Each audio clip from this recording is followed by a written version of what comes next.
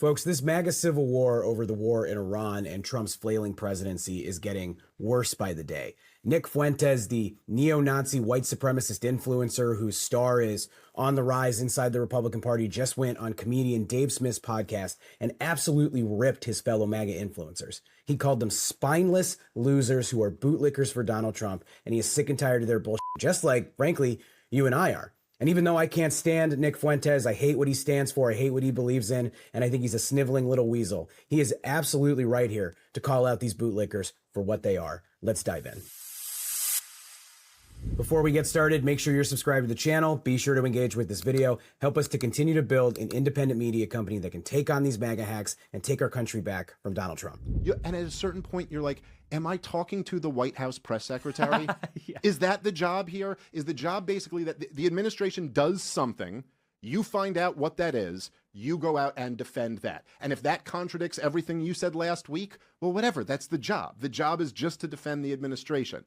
That's what it feels like when you're going and you're rattling off this list, which everyone does through every press. I remember in the first Trump term, I remember in the Obama administration, that you know, all the who are the, you know, the like young liberal guys who are like the you've like debated Harry Sisson. yes, yeah, like yeah. Harry said. This is Harry Sisson. You know, So let's pause right there because Harry Sisson's about to catch a stray here in this and an attack from Smith and Fuentes. And I know Harry, he's a good dude and he believes what he believes in and he fights like hell for the Democratic Party. But look, Dave Smith and Fuentes, as you'll hear later in this video, are correct that there are a ton of people inside the MAGA movement and all they are paid off mouthpieces for the Trump administration. I'm talking libs of TikTok and Benny Johnson and like all these other Steven Crowder, these guys that all they do is they parrot whatever Donald Trump wants. Ben Shapiro is another obvious example of that. They're getting paid by MAGA Inc. They're getting propped up by the billionaire class that supports Donald Trump, the Epstein class,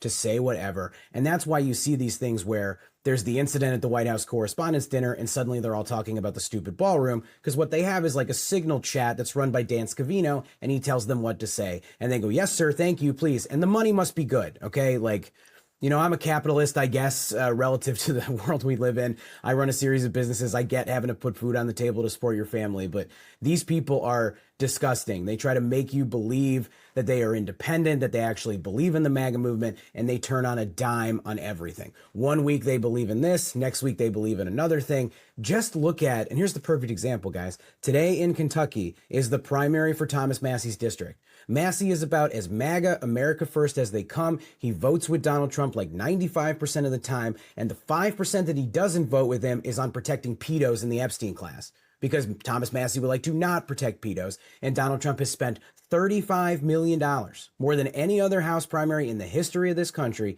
to defeat him and send that message.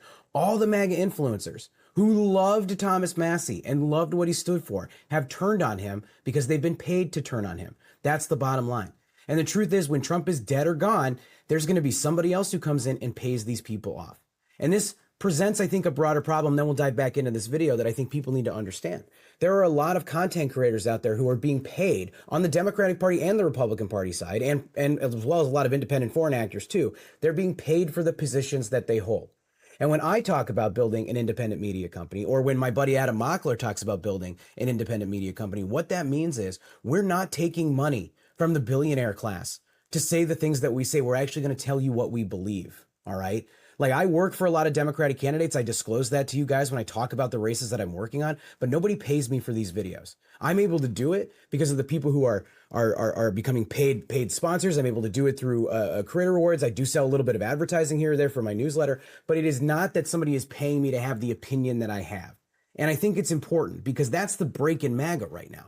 It's the difference between the people who actually have something they believe in, even if it's something like what Fuentes believes in, which is a version of an America that is all white and in my opinion, very bad for this country. And I could not disagree with him more on that. And then there are people who don't believe in anything like Ben Shapiro and Benny Johnson, who will change what they believe in on a dime.